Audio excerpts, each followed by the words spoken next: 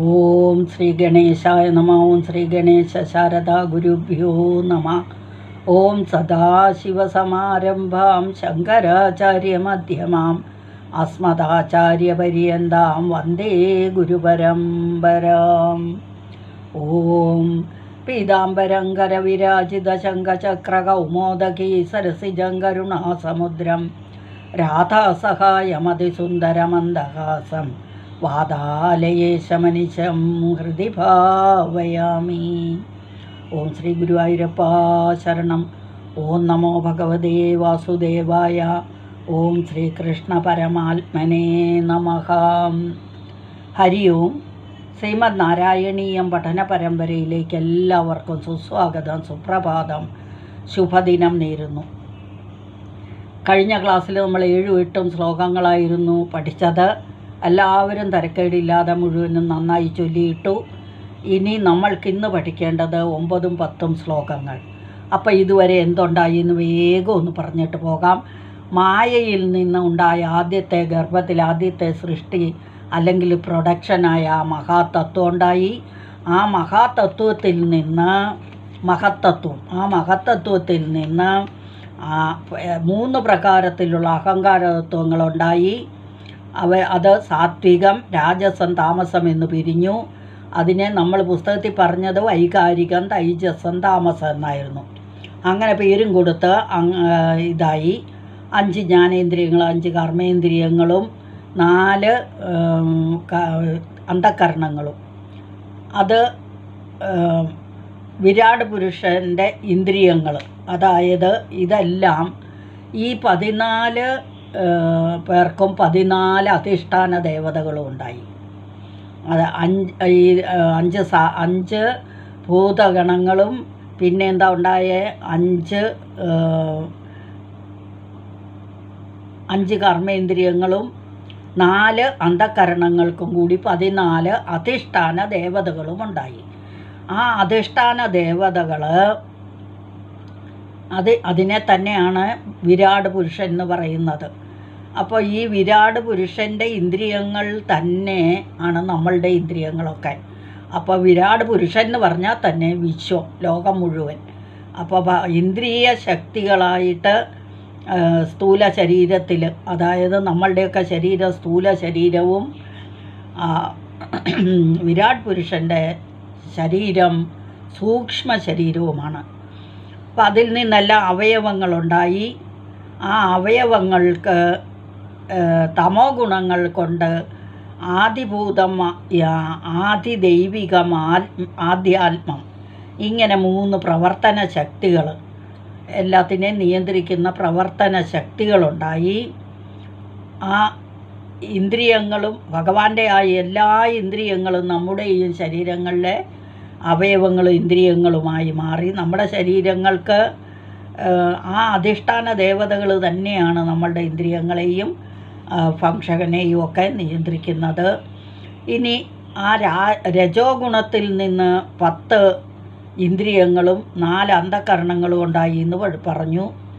അത് തന്മാത്രയായിട്ട് ആദ്യം വന്നിട്ട് അതിൽ നിന്ന് ഭൂതമുണ്ടായി, പിന്നെയും തന്മാത്രയിൽ നിന്ന് ഭൂതമുണ്ടായി. അപ്പോൾ ആദ്യം ഉണ്ടായ തന്മാത്രയാണ് ശബ്ദം തന്മാത്ര. അതിൽ നിന്ന് ഭൂതം, ആകാശം എന്ന ഭൂതം ഉണ്ടായി. പിന്നെ സ്പർശം എന്ന തന്മാത്രയുണ്ടായി. അതിൽ നിന്ന് വായു എന്ന ഭൂതം ഉണ്ടായി. അതിൽ നിന്ന് രൂപം എന്ന തന്മാത്രയുണ്ടായി.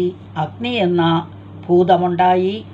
അതിൽ നിന്ന് രസം എന്ന തന്മാത്രയുണ്ടായി.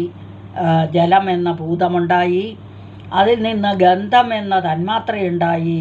പൃഥ്വി എന്ന ഭൂതമുണ്ടായി. ഇനി ഇതിൻ്റെ എല്ലാം ഈ 3 ഗുണങ്ങളെയും ഈ തന്മാത്രയിൽ നിന്നെല്ലാം ഉണ്ടായി. അപ്പം മൂത്ത ജ്യേഷ്ഠന്മാർ ആകാശം, വായു, അഗ്നി, ജലം, പൃഥ്വി എന്നൊക്കെ വരുന്ന ആ ഭൂതങ്ങളിൽ താഴെ ഉള്ളവർക്കെല്ലാം ഗുണങ്ങൾ കൂടിക്കൂടി വന്നു. അതായത് ആകാശം എന്ന ഭൂതത്തിൻ്റെ തന്മാത്രയായ ശബ്ദം, അത് ശബ്ദം മാത്രമേ ഉള്ളൂ. ചെവി ഉണ്ടെങ്കിൽ മാത്രമേ കേൾക്കാൻ പറ്റൂ. അത് ആ ചെവി മാത്രമായിരുന്നു ഒരു ഗുണം, കേൾക്കാനുള്ള ശക്തി മാത്രം, ശബ്ദം. അതുപോലെ വായുവിന്, അതിൽ നിന്നുണ്ടായ ആ വായുവിന് ശബ്ദവും വേറെ അതിൻ്റെ തനി ഗുണമായ സ്പർശവുമുണ്ടായി. അതുപോലെ അഗ്നി എന്ന ഭൂതത്തിന് അതിൻ്റെ സ്വന്തം ഗുണമായ രൂപവും മൂത്ത ജ്യേഷ്ഠന്മാരുടെ 2 ഗുണങ്ങളും ശബ്ദവും സ്പർശവും ഉണ്ടായി. അപ്പം വായുവിന് 2 ഗുണങ്ങളും ആദ്യം ആകാശത്തിന് 1 ഗുണവും വായുവിന് 2 ഗുണങ്ങളും അഗ്നിക്ക് 3 ഗുണങ്ങളും ഉണ്ടായി. അതിൽ നിന്നുണ്ടായ ജലം എന്ന ഭൂതത്തിന് ഈ മൂത്ത ജ്യേഷ്ഠന്മാരുടെ എല്ലാ ഗുണങ്ങളും കിട്ടി. സ്വന്തമായി ഗുണമുള്ള രസം അതും കിട്ടി. അപ്പോൾ രസം, ശബ്ദം, രൂപം, സ്പർശം ഇത്രയും കിട്ടി. പിന്നെ ജലമെന്ന തന്മാത്രയിൽ നിന്ന്, ജലമെന്ന ഭൂതത്തിൽ നിന്ന് ഗന്ധമെന്ന തന്മാത്രയുണ്ടായി. അതിൽ നിന്ന് പൃഥ്വി എന്ന ഭൂതവുമുണ്ടായി. അപ്പോൾ പൃഥ്വി എന്ന ഭൂതത്തിന് ബാക്കി ജ്യേഷ്ഠന്മാരുടെ എല്ലാ ഗുണങ്ങളും പകർന്നു കിട്ടി. അപ്പം ഗുണങ്ങൾ കുറവാണെങ്കിലും ജ്യേഷ്ഠന്മാർ അവരവരുടെ അതിൽ സൂക്ഷ്മമാണത്, വ്യാപ്തി കുറവാണ്. അപ്പം ബാക്കി അനിയന്മാർക്കൊക്കെ വ്യാപ്തി കൂടും. അപ്പോൾ എന്താണ് ചെയ്തത്? ഈ താഴെയുള്ളവർക്ക് ഗുണങ്ങൾ കൂടിക്കൂടി വന്നു. ജ്യേഷ്ഠന്മാരുടെയും കൂടി ഗുണങ്ങളെല്ലാം കിട്ടി. അത് അന്വിതം എന്ന് പറഞ്ഞാൽ അതായത് കൂടെ കിട്ടിയിട്ടുണ്ട്. അപ്പം ഈ വ്യാപ്തി വായുവിനില്ല. അതായത് മൂത്തവർക്കൊക്കെ സൂക്ഷ്മത കൂടും, വ്യാപ്തി കുറയും. അപ്പോൾ എല്ലാം വായുവിനുള്ള വ്യാപ്തി അഗ്നിക്കില്ല, അഗ്നിക്കുള്ള വ്യാപ്തി ജലത്തിനില്ല, ജലത്തിനുള്ള വ്യാപ്തി പൃഥ്വിക്കില്ല. ഇങ്ങനെ വ്യാപ്തി കുറഞ്ഞ് കൂടിക്കൂടി വരും, താഴേക്ക് പോകുന്തോറും. അപ്പോൾ സൂക്ഷ്മത കുറവുമായിരിക്കും. അപ്പോൾ സ്ഥൂലത കൂടിക്കൂടി വരുന്നു, താഴേക്ക് പോകുന്തോറും. ജലത്തിൻ്റെ അത്രയും വ്യാപ്തി ബാക്കി ജലത്തിൻ്റെ അത്രയും വ്യാപ്തി അഗ്നിക്കില്ല. അഗ്നിക്ക് പക്ഷേ വായു ഇല്ലാതെ പറ്റില്ല, അല്ലേ? വായു എന്ന ഭൂതം ഉണ്ടെങ്കിലേ അഗ്നി ജ്വലിക്കുള്ളൂ. ഒരു വിളക്ക് കത്തിച്ച് വെച്ചിട്ട് അതിനെ വായു സ്പർശമില്ലാത്ത ഒരടപ്പ് കൊണ്ട് അടച്ചു വെച്ചാൽ അത് കെട്ടുപോകും. കാരണം ആ വായു ഇല്ലെങ്കിൽ അഗ്നി ജ്വലിക്കില്ല. അതുപോലെയാണ് ഓരോന്നും. അപ്പോൾ അഗ്നി മുകളിലേക്ക് പോകും, ജലം താഴോട്ട് പോകും, അല്ലേ? സ്ഥൂലത കൂടിക്കൂടി വരും. അപ്പോൾ ഇതെല്ലാം അങ്ങയുടെ സൃഷ്ടിയാണ്. അങ്ങ് അതിലെല്ലാം പ്രകാശിച്ചത് കൊണ്ട്, അങ്ങയുടെ അനുഗ്രഹം കൊണ്ടാണ് ഇവയെല്ലാം നടന്നതെന്ന് പറഞ്ഞാണ് നമ്മൾ കഴിഞ്ഞ ശ്ലോകങ്ങളിൽ നിർത്തിയത്. പ്രാകാശയം താമസാത്, താമസ ഗുണത്തിൽ നിന്ന് ഇവയെല്ലാം ഉണ്ടായി എന്ന്. അല്ലയോ ഭഗവൻ, അങ്ങ് തന്നെയാണ് ഈ ഭൂതഗ്രാമങ്ങളെയൊക്കെ സൃഷ്ടിച്ചത്, പ്രകാശിപ്പിച്ചത് എന്ന് പറഞ്ഞു. അപ്പം നമ്മളിലുള്ള ഗുണങ്ങളെല്ലാം, എല്ലാ നമ്മളുടെ സ്വഭാവ ഗുണങ്ങളും ദോഷങ്ങളും എല്ലാം, അതെല്ലാം എവിടെ നിന്നാണ് ഉണ്ടായത്?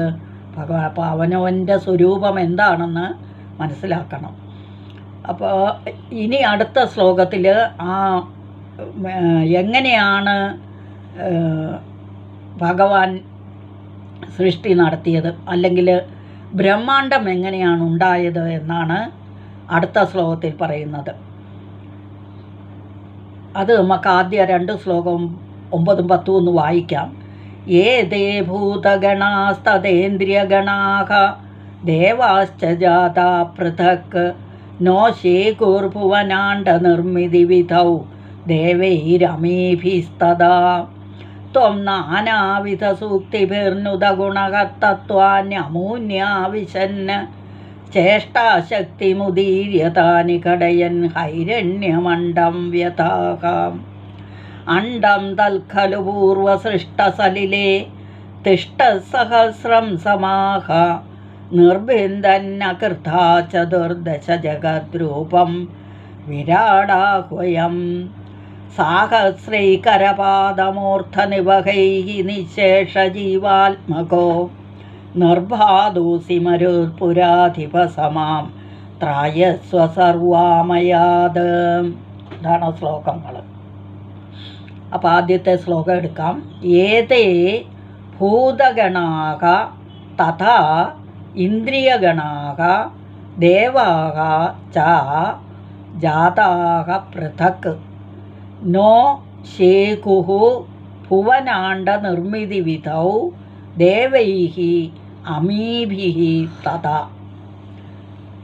ത്വം നാനാവിധ സൂക്തിഭിഃ നുതഗുണഃ തത്വാനി അമൂനി ആവിശन् ചേഷ്ടാശക്തി ഉദീര്യ താനി ഘടയൻ ഹൈരണ്യം അണ്ഡം വ്യഥാഹ. ഇതാണ് ആദ്യത്തെ ശ്ലോകം. അപ്പോൾ അതിൽ നിന്ന് ഭൂതഗണാഹ തഥാ, അതായത് ഏതേ എന്നാദ്യം, ഏതേ എന്ന് പറഞ്ഞാൽ ഇവരെന്ന് പറഞ്ഞാൽ ആരൊക്കെയത്? ആ ഭൂതഗണങ്ങളും പിന്നെ ഇന്ദ്രിയഗണങ്ങളും പിന്നെ ദേവന്മാരും അല്ലേ, 14 പേര്. അപ്പോൾ ഇവരെല്ലാം ജനിച്ചു. പക്ഷേ എങ്ങനെയാണ് ജനിച്ചത്? പൃഥക് എന്ന് പറഞ്ഞാൽ വേറെ വേറെ. ഇവരൊക്കെ വേറെ വേറെയാണ് ജാതരായത്, ഒന്നിച്ച അല്ല. അപ്പോൾ അവർ വേറെ വേറെ നിൽക്കുന്നത് കൊണ്ട് എന്തുണ്ടായി?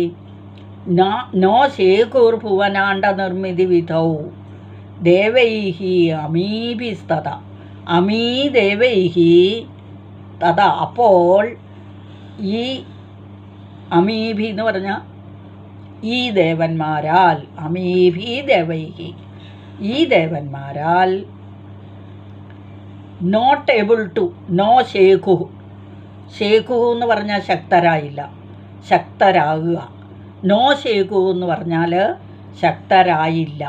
അപ്പോൾ അവർക്ക് ഒരു ശക്തിയുമില്ല, അവർ വേറെ വേറെ നിൽക്കുകയല്ലേ. അപ്പോൾ അവർക്ക് മനസ്സിലായി ഇങ്ങനെ വേറെ വേറെ നിന്നാൽ നമ്മൾക്കൊന്നും ചെയ്യാൻ പറ്റില്ല. അപ്പോൾ അവരെന്ത് ചെയ്തു? പ്രാർത്ഥിച്ചപ്പോൾ എന്തുണ്ടായി? ഈ എന്തിനാ അവർക്ക് ശക്തി വേണ്ടത്? ഭുവനാണ്ട നിർമ്മിതി വിധോ, ഭുവനാണ്ടത്തെ നിർമ്മിക്കാനായിട്ടുള്ള ശക്തി അവർക്കുണ്ടായില്ല. അപ്പോൾ ദേവന്മാർക്ക് മനസ്സിലായി വി കാൺട്ട് ഡു എനിത്തിങ്. എന്താണ്? ഈ ബ്രഹ്മാണ്ടത്തെ നിർമ്മിക്കാൻ ഒന്നും ചെയ്യാൻ നമുക്ക് പറ്റില്ല, നമ്മൾ വേറെ വേറെ നിന്നാൽ. അപ്പോൾ അവർ വിചാരിച്ചു നമുക്കൊന്നാകാൻ വേണ്ടി ഭഗവാന്റെ അനുഗ്രഹം വേണം. അപ്പോൾ അവർ പ്രാർത്ഥിക്കാൻ തുടങ്ങി. ആ പ്രാർത്ഥനയിൽ നിന്ന് ത്വം നാനാവിധ സൂക്തി എന്ന് പറഞ്ഞാൽ സ്തുതികൾ, നുതഗുണ എന്ന് പറഞ്ഞാൽ കീർത്തിക്കപ്പെട്ട ഗുണങ്ങൾ, അതായത് ആ സ്തുതികൾ കൊണ്ടെല്ലാം പ്രാർത്ഥിക്കാൻ തുടങ്ങി, നമിക്കാൻ തുടങ്ങി, നമസ്കാരം ചെയ്യാൻ തുടങ്ങി. നുതഗുണം, കീർത്തിക്കപ്പെട്ട ഗുണങ്ങളോടുകൂടി തത്വാനി അമൂനി വിശന്ന്, അമൂനി ആ വിശന്ന്, അമൂനി എന്ന് പറഞ്ഞാൽ ഈ തത്വങ്ങളിൽ, അതാണ് ഈ തത്വങ്ങളെയാണ് അമൂനി എന്ന് പറഞ്ഞത്. അമൂനി തത്വാനി എന്ന് പറഞ്ഞാലോ ഈ തത്വങ്ങളിൽ ഏതൊക്കെയാ തത്വങ്ങൾ? 24 തത്വങ്ങൾ, 10 ഇന്ദ്രിയങ്ങളും 10 ഭൂതങ്ങളും അവരുടെ എല്ലാം അധിഷ്ഠാന ദേവതമാരും 4 അന്ധകരണവും, 24 തത്വങ്ങൾ. ഇതെന്താണ്? ഈ 24 തത്വങ്ങൾ കൊണ്ടാണ് സൃഷ്ടി നടത്തുന്നത്. അപ്പം സൃഷ്ടി എന്ന് പറഞ്ഞാൽ നമ്മളുടെ ഈ റോ മെറ്റീരിയൽസ് എന്ന് പറയും അതിനെ.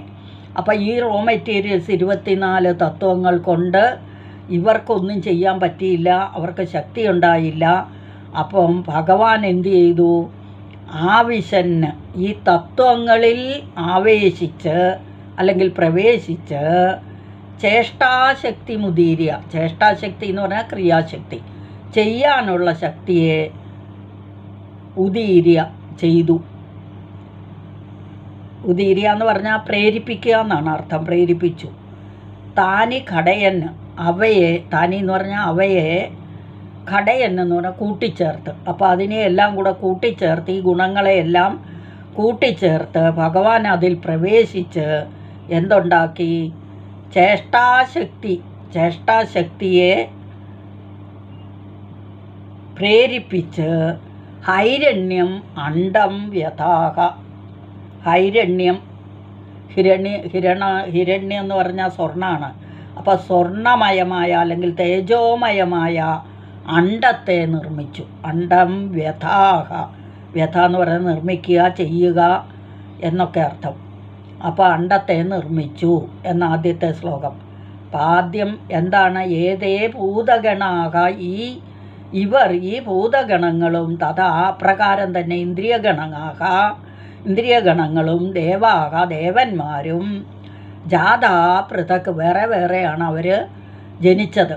അപ്പോൾ അവർക്ക് നോ ശേഖുർഭുവനാണ്ട നിർമ്മിതി വിധവും ദേവൈഹി അമീഭീസ്തത.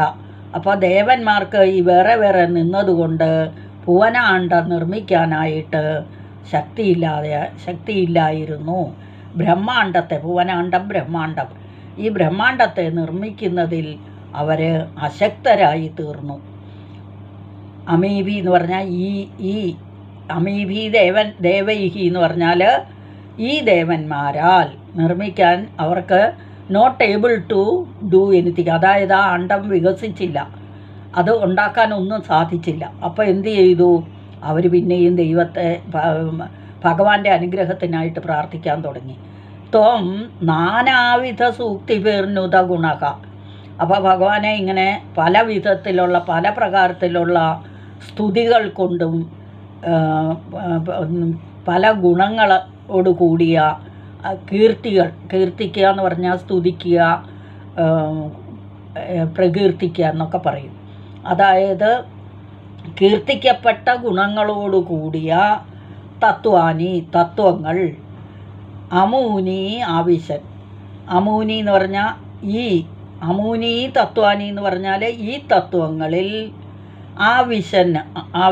ആവേശിക്കുക എന്ന് പറഞ്ഞാൽ പ്രവേശിച്ച് ചേഷ്ടാശക്തി മുദീര്യ, ചേഷ്ടാശക്തിയെ താനിഘടയൻ എല്ലാം കൂടെ കൂട്ടിച്ചേർത്ത് ചേഷ്ടാശക്തിയെ ഉദീര്യ എന്ന് പറഞ്ഞാൽ പ്രേരിപ്പിക്കുക. അപ്പോൾ ഭഗവാൻ ആ തത്വങ്ങളിലെല്ലാം പ്രവേശിച്ച് ഹൈരണ്യം അണ്ടം വ്യഥാഹ, ഒരു സ്വർണ്ണമയമായ അല്ലെ തേജോമയമായ ഒരു അണ്ടത്തെ ചെയ്തു. ആകൃതാഹ എന്ന് പറഞ്ഞിട്ടുണ്ട് അല്ലേ. വ്യഥ എന്ന് പറഞ്ഞാൽ നിർമ്മിക്കുക, ചെയ്യുക എന്നൊക്കെ അർത്ഥം. ഒരു സ്വർണ്ണമയമായ അല്ലെങ്കിൽ തേജോമയമായ ഒരു അണ്ടത്തെ നിർമ്മിച്ചു. ഏതേ ഭൂതഗണാസ്തേന്ദ്രിയഗണാഹ ദേവാശ്ച ജാതാ പൃഥക് നോ ശേഖോർഭുവനാണ്ട നിർമ്മിതി വിധൗ ദേവൈരമീഭിസ്തദാ ത്വം നാനാവിധ സൂക്തിഭിർനുത ഗുണഃ തത്വാന്യമൂന്യാവിശൻ ചേഷ്ടാശക്തിമുദീര്യതാനി ഘടയൻ ഹൈരണ്യമണ്ഡം വ്യഥാഹ. ഇനി ആ അണ്ടത്തിന് എന്ത് സംഭവിച്ചു എന്നാണ്, ബ്രഹ്മാണ്ടം ഉണ്ടായത് എങ്ങനെയാണ് എന്നാണ് ഇനി ഇതിൽ പറയുന്നത്. അപ്പോൾ അണ്ടം തത്കലു പൂർവസൃഷ്ടസലിലേ തിഷ്ട സഹസ്രം സമാഹ നിർഭിന്ദന്നകൃത ചതുർദശ ജഗദ്രൂപം വിരാടാഹ്വയം. നിർഭിന്ദന്ന ആകൃതാഹ ചതുർദശ ജഗത് രൂപം. അതാണ് നിർഭിന്ദന്നകൃതാശ്ചതുർദശ ജഗദ്രൂപം ഒന്നിച്ചു വന്നത്. വിരാടാഹ്വയം സാഹസ്രൈ കരപാദമൂർധനിവഹൈഃ നിശേഷജീവാത്മകോ നിർബാധോസി മരുത്പുരാധിപസമാം ത്രായസ്വ സർവാമയാത്. ഇവിടെ അണ്ടം തത്ഖലു, ആ അണ്ടമാകട്ടെ, ഉണ്ടായ ഒരണ്ടയില്ലേ ഹിരൺമയ അണ്ടം, ആ അണ്ടമാകട്ടെ പൂർവസൃഷ്ടസലിലെ, പണ്ട് ആദ്യം സൃഷ്ടിച്ച ജലം, സലിലം ജലമാണ്. പൂർവസൃഷ്ടം ആദ്യം സൃഷ്ടിച്ച ജലം എന്തായിരുന്നു? പ്രളയകാലത്ത് ആ ജലം മാത്രമേ ഉണ്ടായിരുന്നുള്ളൂ. ആ ജലം എന്ന് പറയുന്നത് നമ്മളുടെ വെള്ളമാണോ? അല്ല, അത് അവ്യക്ത അവസ്ഥ, ഒന്നും വ്യക്തമല്ലാത്ത ഒരവസ്ഥ. അതായത് പൂർവഗ്രഹം എന്നും പറയാം നമുക്ക്. അതായത് അതിനെ ശരിക്ക് പറഞ്ഞാൽ കാരണജലം എന്ന് പറയും. അപ്പോൾ ആ കാരണജലത്തിൽ ഇരുന്നു എത്ര നാൾ? സഹസ്രം സമാഹ.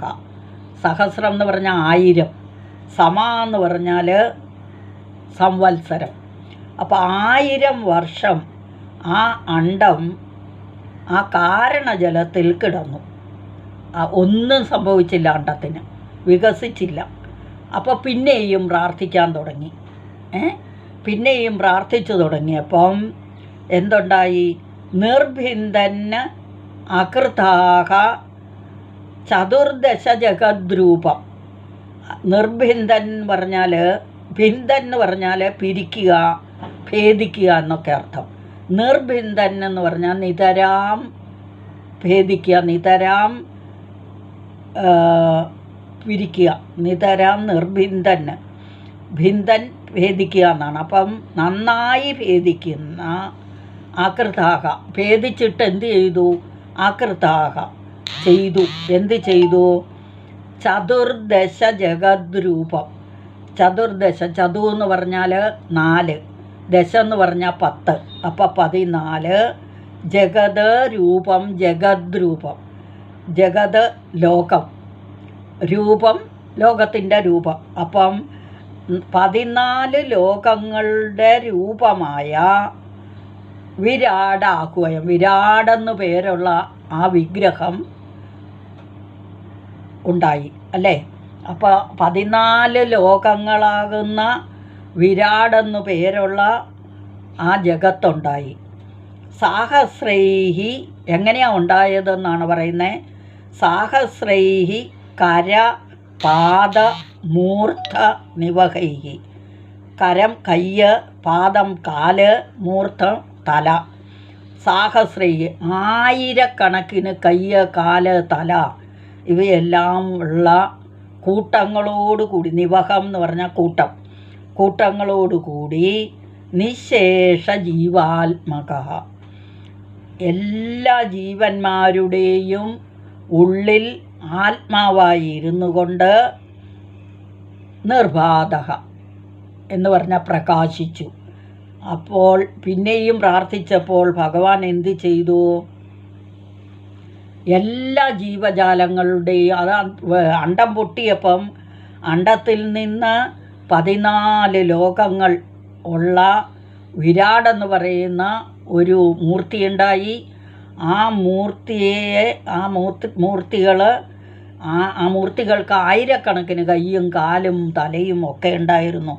പുരുഷ സൂക്തത്തിൽ നമ്മൾക്ക് അത് ശരിക്കും എടുത്തെടുത്ത് പറയുന്നുണ്ട്. വിരാട് പുരുഷൻ്റെ കയ്യിനൊക്കെ എല്ലാം 1000കണക്കിന് കൈകാലുകളോടുകൂടി എങ്ങനെയാണ് വിരാട് പുരുഷനുണ്ടായതെന്ന് പുരുഷ സൂക്തത്തിൽ പറയും. അപ്പോൾ 1000കണക്കിന് കൈകളും കാലുകളും തലകളോടും കൂടി, എല്ലാ കൂട്ടങ്ങളോടും കൂടി, നിവഹം കൂട്ടമാണ്. എല്ലാ ജീവന്മാരുടെയും മൂർത്തിയായി, അല്ലെങ്കിൽ എല്ലാ ജീവന്മാരുടെയും ഉള്ളിൽ ആത്മാവായി ഇരുന്നു കൊണ്ട് പ്രകാശിച്ചു. നിർബാധക, നിർബാധക എന്ന് പറഞ്ഞാൽ നിതരാം ബാധക. ബാധ എന്ന് പറഞ്ഞാൽ പ്രകാശിക്കുക. ഭാസി എന്ന് പറഞ്ഞാൽ ഭാസിച്ചു, പ്രകാശിച്ചു, നന്നായിട്ട് പ്രകാശിച്ചു. അസി, അസി എന്ന് പറഞ്ഞാൽ അങ്ങ് തന്നെ. അപ്പോൾ ആ ഭഗവാൻ തന്നെ ഈ 14 ലോകങ്ങളായി, ലോകങ്ങളുടെ മൂർത്തിയായി പ്രകാശിച്ചു. എല്ലാ ജീവജാലങ്ങളുടെയും ഉള്ളിൽ ആത്മാവായി ഇരുന്നു കൊണ്ട്. മരുത്പുരാധിപ, മരുത്ത് വായുവാണ്, പുരം വായുപുരം, ഗുരുവായൂര്, അധിപൻ അതിൻ്റെ എല്ലാം അധിപനായ ഇപ്പം ഗുരുവായൂരപ്പ എന്ന അർത്ഥം. അല്ലയോ ഗുരുവായൂരപ്പ, അങ്ങനെയൊക്കെയുള്ള അങ്ങ്, സമാം എന്നെയും, അങ്ങനെയുള്ള ഭഗവാനെ, സമാം ത്രായസ്വ സർവാമയത്, സർവം ആമയാത്, ആമയം എന്ന് പറഞ്ഞാൽ ദുഃഖങ്ങൾ, എൻ്റെയും എല്ലാ ദുഃഖങ്ങളിൽ നിന്നും അങ്ങ് രക്ഷിച്ചാലും. അല്ലയോ ഗുരുവായൂരപ്പ, ഇങ്ങനെയൊക്കെയുള്ള അങ്ങ് തന്നെ എന്നെയും എൻ്റെ എല്ലാ ദുഃഖങ്ങളിൽ നിന്നും രക്ഷിച്ചാലും എന്ന് പ്രാർത്ഥന. അപ്പം അണ്ഡം തൽഖലു പൂർവസൃഷ്ടസലിലേ തിഷ്ടസഹസ്രം സമാഹ നിർഭിന്ദന്നകൃതാശ്ചതുർദശ ജഗദ്രൂപം വിരാടാഹ്വയം സാഹസ്രൈകരപാദമൂർധനിവഹൈः നിശേഷജീവാത്മകോ നിർബാധോസി മരുത്പുരാധിപസമാം ത്രായസ്വ സർവാമയാത്. ഇനി ഈ 2 ശ്ലോകങ്ങളും ഒന്നും കൂടെ വായിച്ചിട്ട് അതിൻ്റെ അർത്ഥം പറഞ്ഞു തരാം.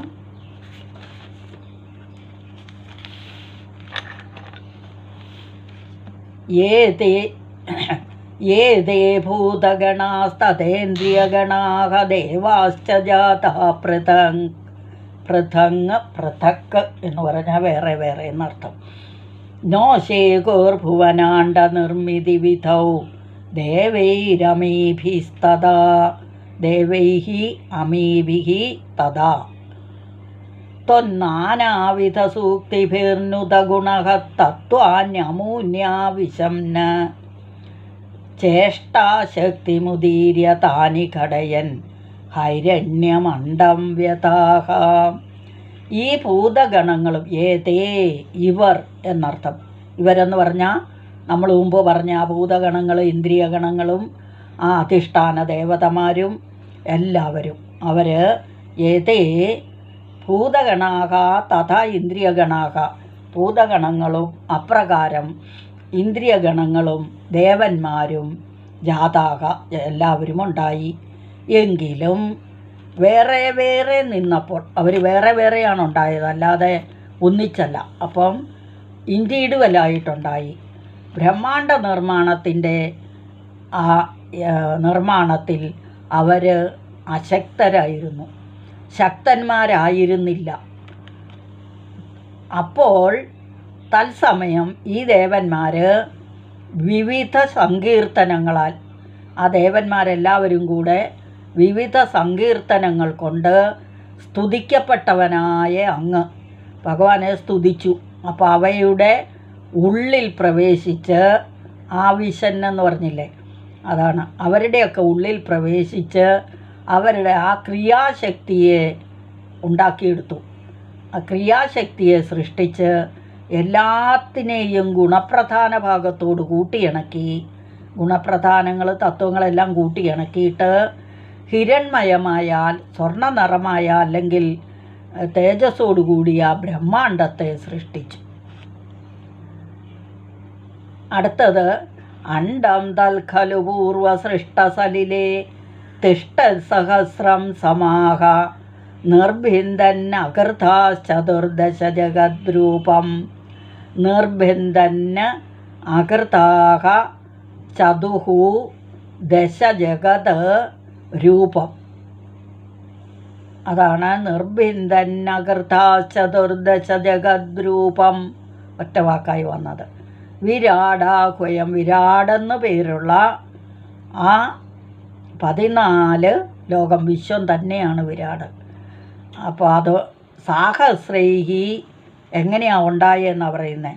സാഹസ്രൈ കരപാദമൂർധനിവഹൈഹി, ആയിരക്കണക്കിന് കൈകളും കാലുകളും, മൂർധം തലകളുടെയും കൂട്ടങ്ങളോടുകൂടി നിശേഷ ജീവാത്മകോ, എല്ലാ ജീവനുകളിലും എല്ലാ ജീവനുള്ള വസ്തുക്കളിലും ആത്മാവായി ഉള്ളിലിരുന്നു കൊണ്ട് എങ്ങനെയാണോ അങ്ങ് പ്രകാശിച്ചത്, നിർബാധ എങ്ങനെയാണോ നന്നായി പ്രകാശിച്ചത്, ബാധക എന്ന് പറഞ്ഞാൽ പ്രകാശിക്കുക, അസി അങ്ങ് തന്നെ, അല്ലയോ ഗുരുവായൂരപ്പ, മാം ത്രായസ്വ എന്നെയും രക്ഷിച്ചാലും, എന്തിൽ നിന്ന്, സർവ ആമയാത്, ആമയം ദുഃഖങ്ങളാണ്, എന്നെയും എല്ലാ ദുഃഖങ്ങളിൽ നിന്നും രക്ഷിച്ചാലും. ആ അണ്ഡമാകട്ടെ പൂർവസൃഷ്ടമായ ആവരണ ജലത്തിൽ തന്നെ 1000 സംവത്സരം സ്ഥിതി ചെയ്തു.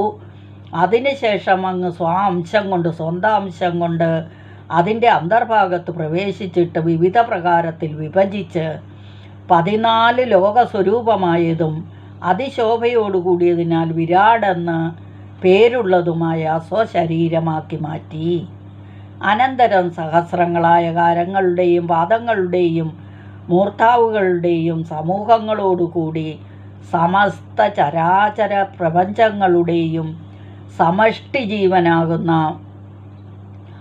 ആത്മാവോടുകൂടിയവനായി ഹിരണ്യഗർഭനായി ശോഭിച്ചു. അപ്രകാരം എല്ലാം ഇരിക്കുന്ന അല്ലയോ ഗുരുവായൂരപ്പാ, അങ്ങ് എന്നെ സകല ദുഃഖങ്ങളിൽ നിന്നും രക്ഷിച്ചാലും, ത്രായസ്വ എന്ന് പറഞ്ഞാൽ ത്രാണനം ചെയ്യുക, രക്ഷിക്കുക. പുത്രൻ എന്ന പേര് അങ്ങനെയാണ് ഉണ്ടായത്. പുത്തിൽ നിന്നും ത്രാണനം ചെയ്യുന്നവൻ, അതായത് പുത്രൻ, അച്ഛനമ്മമാർ ആരെ അവരുടെ ദുഃഖത്തിൽ നിന്നും ത്രാണനം ചെയ്യുന്നവൻ എന്നാണ് പുത്രൻ എന്ന വാക്കിൻ്റെ അർത്ഥം. അപ്പം എന്നെയും ത്രാണനം ചെയ്താലും എന്നെയും രക്ഷിച്ചാലും എന്ന്. അപ്പോൾ ഒരു പ്രാവശ്യം കൂടി നമുക്ക് ആ ശ്ലോകം ഒന്ന് വായിക്കാം. നിങ്ങൾക്ക് പിന്നെ അത് വായിക്കേണ്ടത് എങ്ങനെയാണെന്ന്. ഏതേ ഭൂതഗണാസ്തദേന്ദ്രിയഗണാഃ ദേവാശ്ച ജാതാ പൃഥക് നോ ശീകൂർഭുവനാണ്ഡ നിർമ്മിതി വിധൗ ദേവൈരമേഭിസ്തദാം ത്വം നാനാവിധ സൂക്തിഭിർനുദഗുണഃ തത്വാന്യമൂന്യാ വിശന്ന് ചേഷ്ടാശക്തിമുദീര്യ താനി ഘടയൻ ഹൈരണ്യമണ്ഡം വ്യഥാഃ. അണ്ഡം തൽഖലു പൂർവസൃഷ്ടസലിലേ, തത്ഖലു എന്ന് പറഞ്ഞുകൊണ്ട് അണ്ഡമാകട്ടെ എന്നർത്ഥം. പൂർവസൃഷ്ടം, ആദ്യം സൃഷ്ടിച്ച, സലിലം വെള്ളം, അതായത് കാരണജലം. തിഷ്ടത് ഇരുന്നു, സഹസ്രം സമാഹ, സമാഹ എന്ന് പറഞ്ഞാൽ സംവത്സരം, 1000 സംവത്സരം. നിർബന്ധൻ അകൃത ചതുർദശ ജഗദ്രൂപം വിരാടാഹ്വയം, വിരാടെന്നു പേരുള്ള 14 ലോകങ്ങളാകുന്ന അങ്ങ് അകൃതാഹ ചെയ്തു. ത്വം അകൃതാഹ സാഹസ്രൈകരപാദമൂർധനിവഹൈ നിശേഷജീവാത്മകോ നിർബാധോസി മരുപുരാധിപസമാം ത്രായസ്വ സർവാമയാത്. ഹരി ഓം. നാരായണ അഖില ഗുരു ഭഗവൻ നമസ്തേ.